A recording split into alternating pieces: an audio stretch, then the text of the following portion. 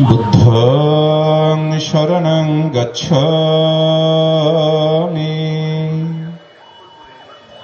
ধাম্মাং শরণং গচ্ছামি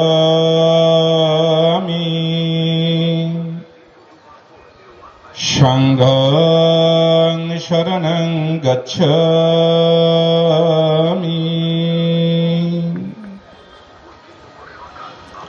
নমো বুদ্ধায়, জয় ভীম।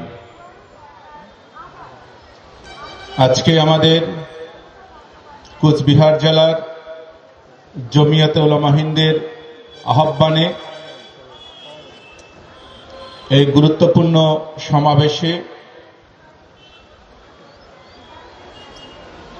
মাননীয় সভাপতি, কোচবিহার জেলার জমিয়তে উলামা হিন্দের মান্যবর সভাপতি মহোদয়, আজকের এই সভার প্রধান আকর্ষণ, প্রধান বক্তা, পশ্চিমবঙ্গ তথা ভারতবর্ষে সংখ্যালঘু সম্প্রদায়ের অধিকার আদায়ের অন্যতম মুখ, পশ্চিমবঙ্গ সরকারের লাইব্রেরি অ্যান্ড মাস কমিউনিকেশনের গুরুত্বপূর্ণ মন্ত্রী, জমিয়তে উলামা হিন্দের রাজ্য সভাপতি, অত্যন্ত সুবক্তা মাওলানা সিদ্দিকুল্লাহ চৌধুরী সাহেব, আমার আগে যারা বক্তব্য রেখেছেন, মঞ্চে যারা উপস্থিত আছেন, আপনারা যারা উপস্থিত হয়েছেন, আপনাদের সকলকে আমি বৌদ্ধ ধর্মের পক্ষ থেকে এবং পশ্চিমবঙ্গ সরকারের সংখ্যালঘু কমিশনের পক্ষ থেকে আন্তরিক শুভেচ্ছা জ্ঞাপন করছি।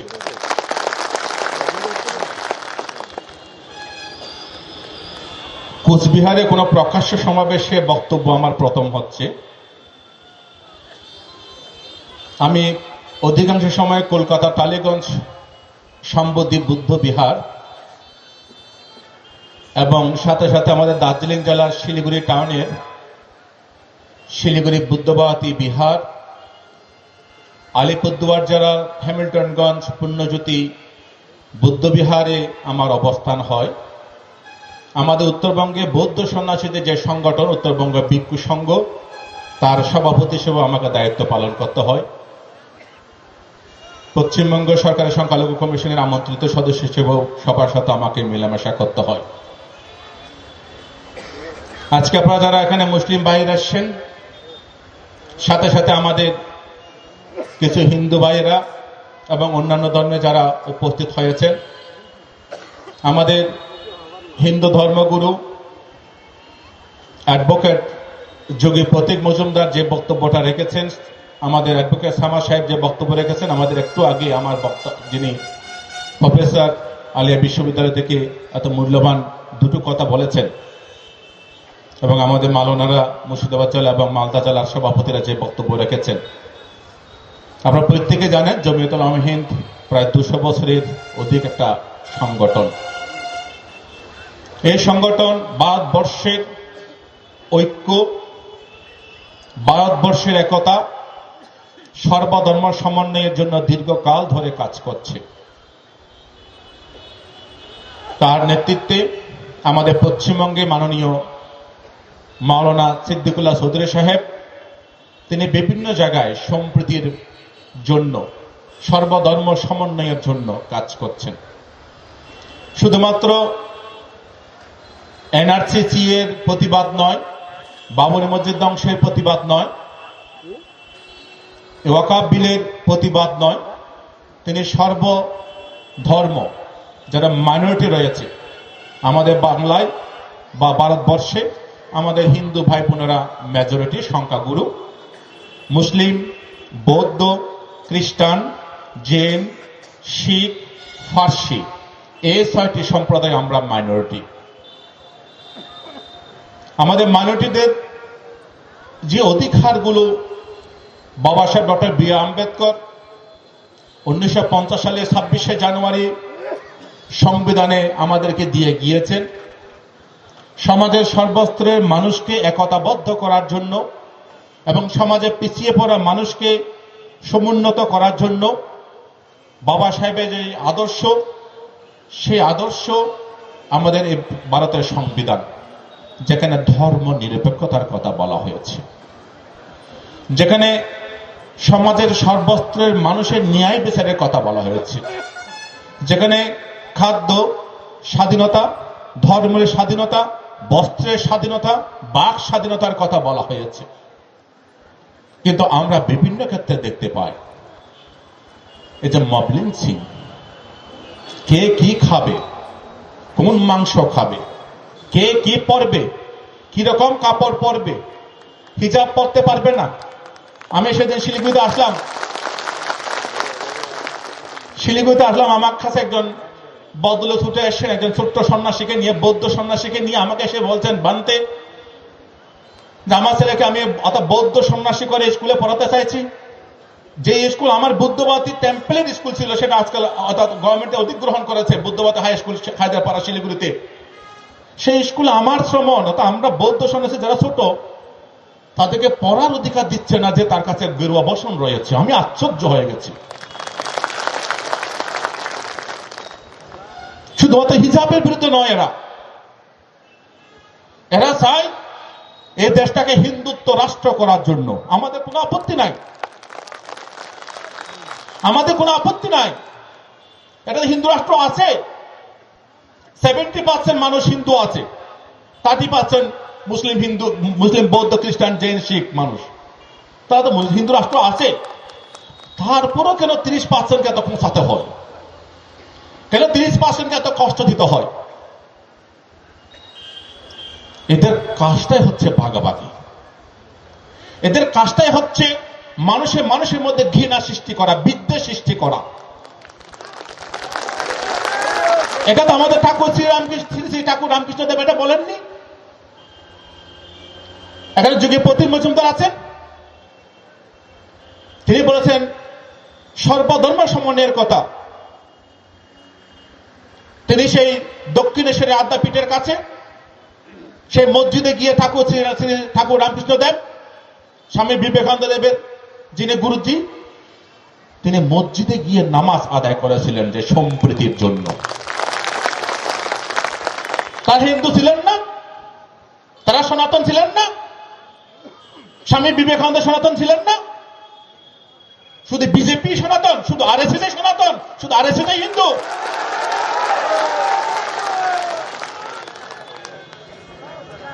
এটা একটা, এই ভারতবর্ষ এতগুলো ধর্ম, এতগুলো ভাষা, কতদূর যাওয়ার, কয়েক কিলোমিটার যাওয়ার পর পর ভাষা চেঞ্জ হয়। এই কুচবিহারের মধ্যে কত ধর্ম সম্প্রদায়, শুধু তো আমরা 7টা ধর্মের নাম বলেছি, কিন্তু যারা আদিবাসী ভাইরা আছেন, যারা উপজাতি ভাইরা আছেন, তাদের মধ্যে কত প্রকার ধর্ম। তো এই ভারতবর্ষের, এই এত বিশাল ভারতবর্ষে যাদের যুগে যুগে মুনি ঋষিরা এসছেন, এই ভারতবর্ষকে সমুন্নত রাখতে গেলে, একতাবদ্ধ রাখতে গেলে, ভারতবর্ষের যেটা সুনাম সুযোগ সারা বিশ্বের মধ্যে আছে, সেটাকে যদি আমাদের ধরে রাখতে হয়, তাহলে আমাদের সর্বধর্ম সম্প্রীতির যে মিলন, সেটাকে আমাদেরকে আরো এগিয়ে নিতে হবে। সেই কাজটাই জমিয়তুল উলামা হিন্দের মাননীয় সভাপতি আমাদের সিদ্দিকুল্লাহ চৌধুরী সাহেব, একজন মুসলিম ধর্মগুরু হয়েও তিনি এই কাজটা করছেন, আমাদেরকেও এখানে আহ্বান করেছেন। আমরা এখানে এসেছি যে সম্প্রীতির বার্তা দেওয়ার জন্য। শুধুমাত্র এদের ধান্দা ওয়াকফ বিল নয়,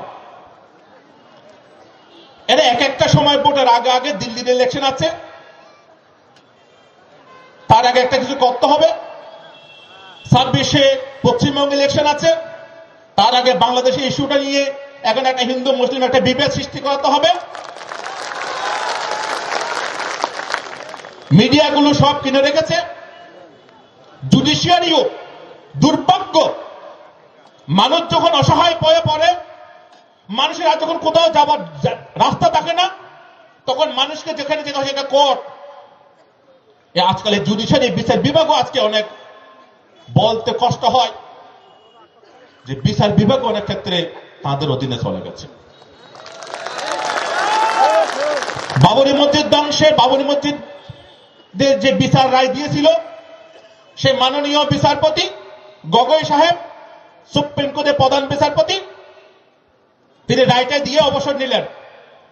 তার কিছুদিনের মধ্যে তিনি বিজেপির রাজ্যসভার এমপি হয়ে গেলেন।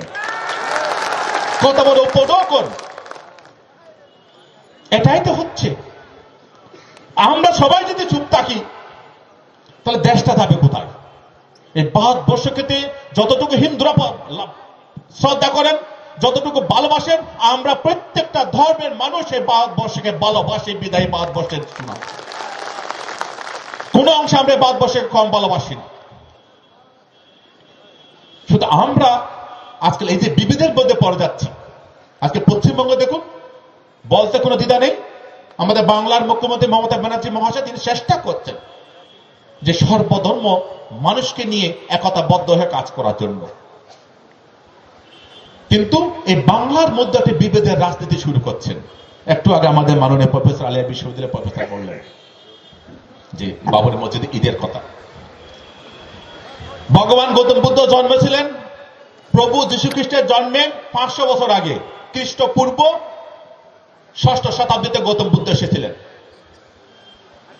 গৌতম বুদ্ধ যে ধর্ম প্রচার করেছেন সেটা অহিংসা পরম ধর্ম, সাম্যবাদ, সমতা, ইকুয়ালিটি, যেটা সংবিধানে বাবা সাহেব দিয়ে গিয়েছেন। এই বাবা সাহেব ডক্টর বি.আর. আম্বেদকর 1956 14 অক্টোবর তিনি 6 ডিসেম্বর মারা গেছিলেন, যেদিন বাবরি মসজিদ ধ্বংস হয়েছে, সেই দিনে তার মৃত্যু দিবস। সেই দিনেই বাবরি মসজিদকে ধ্বংস করেছিল বাবা সাহেব মৃত্যু দিনে। 14 অক্টোবর তিনি বুদ্ধাং শরণাং গাচ্ছামির মাধ্যমে তিনি বৌদ্ধ ধর্ম গ্রহণ করেছিলেন। তিনি বৌদ্ধ কেন হয়েছিলেন তা আমাদের মাননীয় স্বরাষ্ট্রমন্ত্রী অমিত শাহজি এই গত মাসে 1 মাস আগে কি বললেন?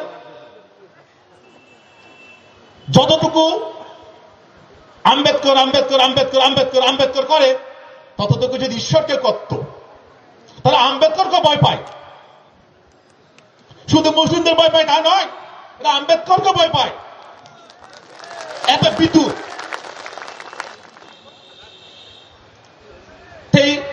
যে বুদ্ধের 200 বছর পরে সম্রাট অশোক এসেছিলেন।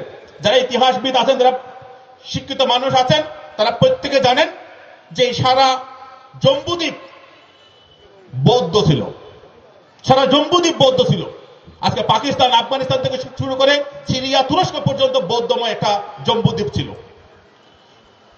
এই বৌদ্ধরা গেল কোথায়? যদি ভাবেন এই বৌদ্ধরা গেল কোথায়? এই বাংলায়, উড়িষ্যা, বিহার, বাংলা নিয়ে যে আমাদের এই বাংলা ছিল, এই বাংলার মধ্যে যে পাল বংশ ছিল, বৌদ্ধ রাজা পাল, ধর্মপাল, দেবপাল, গোলপাল 8ম শতাব্দীতে, সে বৌদ্ধরা গেল কোথায়? সে বুদ্ধ বিহারগুলো গেল কোথায়? বুদ্ধ মন্দিরগুলো গেল কোথায়? বাবরি মসজিদে যদি অযোধ্যার কাছে সেই বাবরি মসজিদ যদি হিন্দুদের মন্দির হয়, আমরা যদি কোথায় করি সেখানে আমরা এখন দেখতে পাবো বুদ্ধ মূর্তি। বিভিন্ন মন্দির যেগুলো আছে আজকে সেখানে তো পাবো আমরা বুদ্ধ মন্দির। কেন সেটা করছো না?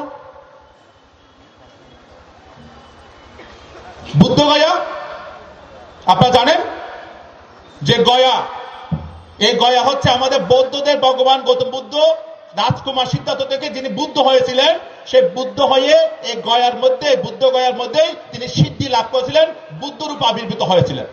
আজকে চীন, Japan, Thailand, Korea, Mongolia, Sri Lanka, Bangladesh, বৌদ্ধ দেশ থেকে, ইউরোপ, আমেরিকা থেকে হাজার হাজার লক্ষ লক্ষ পর্যটক, টুরিস্ট আসে এই বুদ্ধ গয়াতে। কিন্তু এই বুদ্ধ গয়া পরিচালনার ভার বলতে কোনো দ্বিধা নেই, আমরা বৌদ্ধরা করতে পারি না। যে লক্ষ লক্ষ টাকা যে অত ডোনেশন পরে বুদ্ধ গয়ার যে মহাবোধি বিহারে দান বাক্সে, প্রণামী বাক্সে, সেই টাকাটা বৌদ্ধদের আত্মসামাজিক উন্নয়নে, বৌদ্ধ বিহার, বৌদ্ধ পালিটুল তৈরি করার জন্য কিন্তু কাজ হচ্ছে না। সেই টাকা নিয়ে যায় নীতিশ কুমারের যে অর্থাৎ বিহারের সরকার। যে নীতিশ কুমারজি সেকুলার, ধর্ম নিরপেক্ষ, রাষ্ট্রীয় জনতা দলের একটা তকমা লাগিয়ে ভোট নিয়ে, হিন্দু, বৌদ্ধ, মুসলিম সবার থেকে ভোট নিয়ে তিনি আবার সেই ওয়াকফ বিলের সমর্থন দিয়ে আজকে ওয়াকফ বিল পাশ করাচ্ছেন। ভাবতে পাচ্ছেন?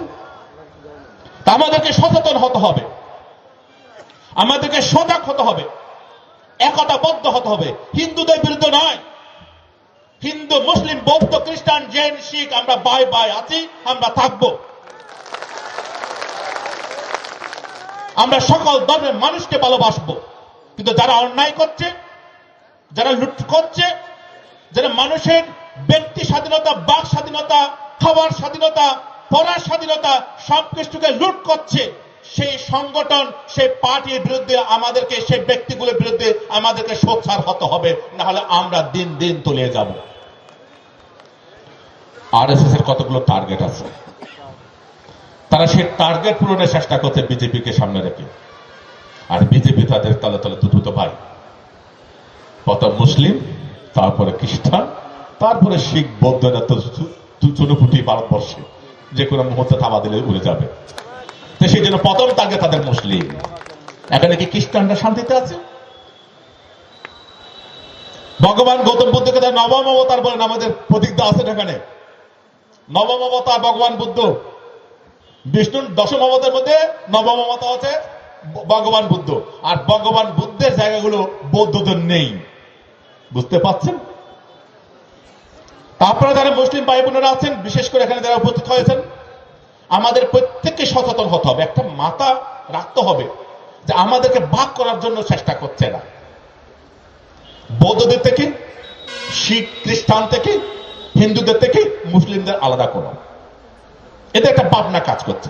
এটা যত আমাদেরকে ভাঙতে চাইবে তত আমরা একাত্ম হব, এককাট্টা হব, একত্রিত হব, একসাথে আমরা আওয়াজ তুলব। ভগবান গৌতম বুদ্ধ আমাদের শিক্ষা দিয়েছিল হিংসা পরম ধর্ম। হিংসা নয়, বিদ্বেষ নয়, বাগাবাগি নয়, মৈত্রী, প্রেম, ভালোবাসাই হচ্ছে আসল ধর্ম। যে ধর্ম মৈত্রী থাকবে না, প্রেম থাকবে না, ভালোবাসা থাকবে না, সেটা কোনো ধর্ম নয়। যদি হিন্দুত্ব সেটা করে, বিজেপি সেটা করে, তারা ধার্মিক নয়। আজকে মাদ্রাসা নিয়ে কথা হচ্ছে, দুই একজন যারা দেশদ্রোহী তাদেরকে অ্যারেস্ট করেছে, তারা নাকি মুসলিম। একটা তকমা লাগে, মিডিয়ার মধ্যে একটা তকমা লাগিয়ে দিচ্ছে যে মুসলিমরাই জঙ্গি। আজকে হচ্ছে 30শে জানুয়ারি। 30শে জানুয়ারি জানেন কি? আজকে আমাদের জাতির জনক মহাত্মা গান্ধীজির আজকে প্রয়াণ দিবস। এটা কি প্রয়াণ? আজকে তাকে খুন করা হয়েছিল। তাকে যিনি যারা খুন করেছে, সে নাথুরাম গডসে, তিনি কি মুসলিম ছিলেন? এই নাথুরাম গডসকে কে জায়গা দিল? BJP, RSS. তাহলে যে অন্যায় করবে তার কোনো ধর্ম হয় না। অন্যায়কারী সব ধর্মের মধ্যে আছে, হিন্দুদের মধ্যে খুনি নাই। সঞ্জয় রায় আর্জি করে যিনি আমাদের ডাক্তার বোনকে খুন করলো, সে কি মুসলিম? সে কি বৌদ্ধ? সে কি খ্রিস্টান?